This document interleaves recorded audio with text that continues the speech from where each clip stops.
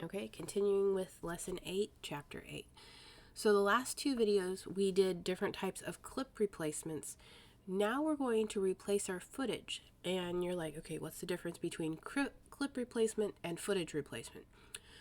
A clip is one instance or one cut that you have in your timeline, whereas footage replacement means that we're going directly to the project panel and we're going to replace the clip for the entire basically Premiere Pro project. So let's go ahead and do this. All right, open up sequence 07, replace footage. We now have this here open, and it wants us to replace the graphic on the 4th video track. So as you can see here on video 4, it's the dragon logo PSD. So it's the text right there. And what we're going to do is we're going to find it in our bin. So we're going to come over here, and it was in clips to load bin, and we want to select the dragon logo PSD. And of course we could have came here and revealed in our project panel and it would have found it for us. However, we knew where it was, so we did it this way.